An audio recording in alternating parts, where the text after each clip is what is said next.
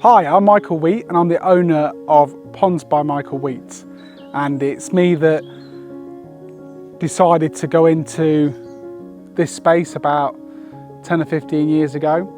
But I'm guessing the reason you're here, the reason that you've clicked on to watch this video is you've already got a swimming pond. So I don't need to sell to the converted or talk about anything about having a swimming pond, because you know how glorious they are. However, I'm going to make an assumption you're watching this video because you probably had one installed maybe about 10 years ago, not by us, by a different company that did what I would call the traditional type of swimming pond. So I'm guessing it's probably a swimming pond that's probably 60–70% plants, and the water's filtered through the plants and it goes through that system, and in the middle you have a swimming zone. So this is traditionally how they've been built across Europe, and they've been built like this for a long time.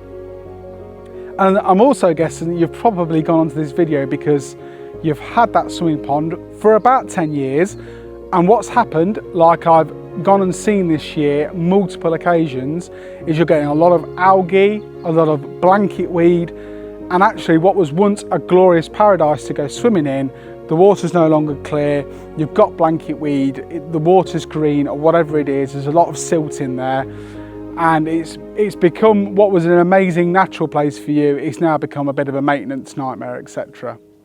So, if that's you, then we are the perfect company to address what's happened. So what I'm going to do first is I'm going to explain why it's happened. Crucially, what's happened to your swimming pond has happened. So, the best way I can describe it is there's multiple things we have to do in a swimming pond to get the water clear and to have no algae in it, okay? Now, we don't put chlorine in, so obviously we're not using any products like that. So how do we get it naturally clear and also keep it clear, but not just 5 years, 10 years, but 20 years later, 30 years later? How do we guarantee that that's doable?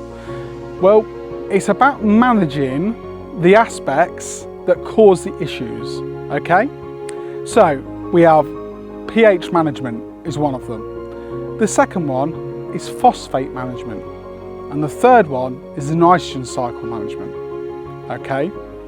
Now there's other things as well, movement of water, oxygen levels in water, these all play a really important part in getting the balance correct, but ultimately these are the areas. Now when I came into the marketplace about 10 years ago and we started building swimming ponds, one thing I noted, my background was building large koi ponds, large fish ponds, and I've got a big filtration experience, so I know how to use filters, and how to get the water clear, and how to do it without any plants in there.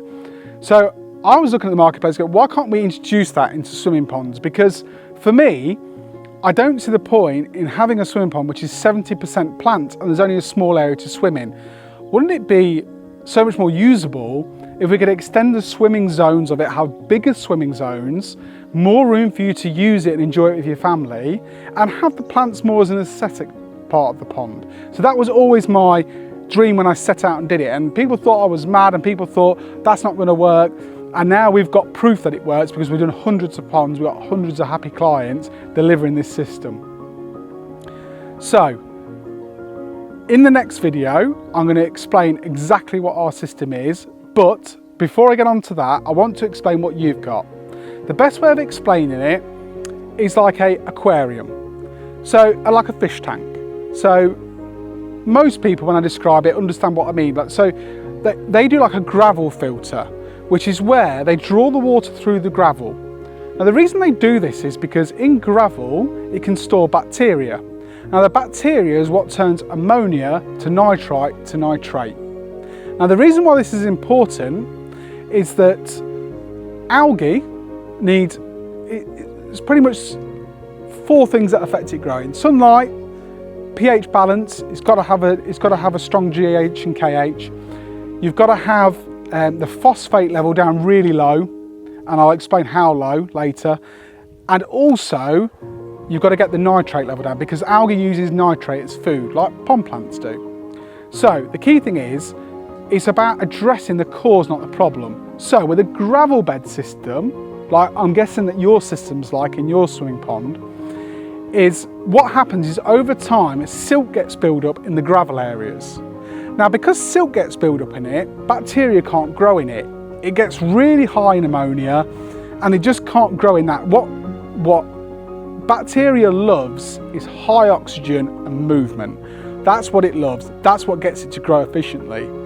So when we came into the marketplace, I'm like, well, we already addressed that with filters. So let's put a filter in to address the nitrate. Then we don't have this problem where in 8-10 years time, what you have to essentially do is completely empty the pond, take all the gravel around. And I've heard horror stories of the gravel all has to come out, then the liner has to get changed and you have to have the whole job redone, okay? And ultimately, that's because of the way they're built, because it's not been long-term planned, long-term thinking. And that's where I believe what we do is so different. So, you've got to that 8 or 10 years period, and we would test the water, we would probably most likely find traces of ammonia, nitrite and nitrate. And this is then where we can retrofit what we do as a company. And in the next video, I'll talk about how we do it.